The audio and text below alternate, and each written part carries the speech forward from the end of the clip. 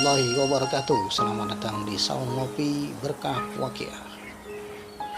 Menelusuri sebuah kampung di sudut kota Jakarta dengan ciri khas masyarakat urban dengan deretan rumah-rumah kontrakan.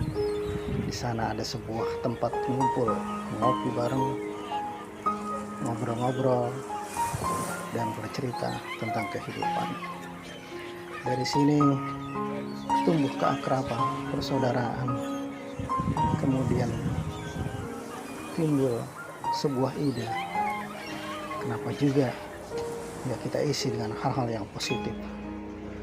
Maka lahirlah sebuah nama, Saung Ngopi Berkah Al-Waqiah, yang kita isi dengan pengajian-pengajian, membaca surat Al-Waqiah, mengirim doa untuk orang-orang tua kita, dan ketika datang bulan Maulid tak lupa kita pun membaca rawi Maulid Nabi besar Muhammad Sallallahu Alaihi Wasallam sebagai bentuk tanggung jawab untuk mengaplikasikan apa yang sudah kita kaji di perkumpulan ini. Maka kita adakan pula santunan untuk anak-anak yatim dan para duafa di sekitar saung, di tempat kita mengaji dan mengamalkan apa yang sudah kita kaji. Kami memang bukan orang mampu, kami bukan dari golongan orang berharta, tapi kami merasa masih ada orang-orang di bawah kita yang harus kita bantu, dan khususnya untuk anak-anak yatim yang harus kita santuni. Mindset kita selama ini bahwa anak-anak yatim hanya kita santuni di bulan Muharram atau di bulan Ramadan tiba, yang hanya setahun sekali, padahal mereka hidup di sepanjang tahun. Ini mengetuk kepedulian kita. Mereka harus kita santuni, kalau tidak bisa setiap hari, paling tidak seminggu sekali. Dan ini sudah kita lakukan. Dan malam ini adalah malam ke-50 dari pertemuan kita, dari pengajian kita, dan dari santunan yang sudah kita lakukan untuk para yatim dan juga para duafa di sekitar saung tempat kita ngopi, ngobrol, dan juga mengaji. Malam ini bertepatan dengan bulan Rabiul Awal, mana dilahirkan manusia mulia baginda Nabi Muhammad Sallallahu Alaihi Wasallam, merupakan momentum yang tepat untuk kembali merefleksikan akhlak, perilaku, dan juga ajaran-ajaran beliau dalam tatanan kehidupan kita sehari-hari sebagai umatnya, sebagai umat muslim yang sudah sepatutnya mengikuti ajaran dan perilaku baginda Rasulullah Sallallahu Alaihi Wasallam. Beliau dikenal dengan Abul Yatim, bapaknya anak-anak yatim. Maka kita patut mencontoh perilaku dan teladan dari beliau untuk bisa menjadi bapak-bapak dari anak-anak yatim yang ada di sekitar kita. Beliau pernah bersabda bahwa aku dan orang-orang yang memelihara anak yatim seperti dua jari ini, jari telunjuk dan jari tengah, begitu dekat, sangat dekat. Orang-orang yang memelihara anak yatim di surga nanti akan berdampingan dengan baginda Rasulullah Sallallahu Alaihi Wasallam.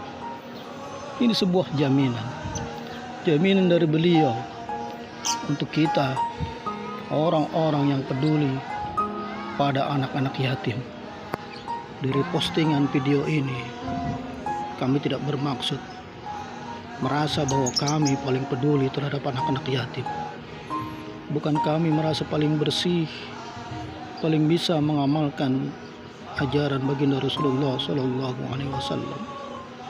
Tapi kami berharap semua dengan postingan video ini kita kembali tergugah, kita kembali untuk menengok bagaimana sejarah baginda Rasulullah Sallallahu Alaihi Wasallam. Bukankah beliau dilahirkan dalam keadaan yatim? Tapi beliau paling peduli terhadap anak-anak yatim. Beliau paling cinta kepada anak-anak yatim. Mengapa kita sebagai umatnya, mengapa kita sebagai pengikutnya tidak mengikuti ajaran dan teladan dari baginda Rasulullah Sallallahu Alaihi Wasallam? Anak-anak yatim sama seperti anak-anak kita dan anak-anak yang lainnya. Mereka punya masa depan, mereka punya harapan kelak mereka akan menjadi anak-anak yang soleh dan soleh, yang taat kepada Allah dan Rasul-Nya, berbakti kepada kedua orang tuanya, baik yang masih ada maupun yang telah tiada. Mereka akan selalu mendoakan kedua orang tuanya, dan mereka pun menjadi harapan bagi nusa bangsa dan negara ini, menjadi anak-anak harapan masa depan yang akan membangun negeri yang kita cintai ini. Saudaraku seiman, mudah-mudahan dengan setitik kepedulian ini pada anak-anak yatim di sekitar saung tempat kami mengaji ini akan menebar ke tempat Anda yang menyaksikan video ini. Tebarkan salam dan kasih sayang kepada anak-anak yatim di sekitar Anda. Mereka menunggu, mengharapkan bantuan, walaupun hanya selembar, 2 lembar rupiah. Tapi itu sangat berarti buat mereka. Keberkahan akan mengalir untuk rezeki yang kita terima dan kita salurkan kepada mereka. Lihatlah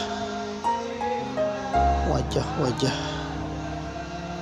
polos serta tulus dari mereka. Apa yang kita beri untuk mereka, mereka terima dengan rasa syukur kepada Allah Subhanahu wa Ta'ala, yang kemudian doa-doa akan mengalir dari lidah mereka, dari hati yang paling dalam, untuk kita memberikan sebagian rezeki kita untuk mereka. Santunan ini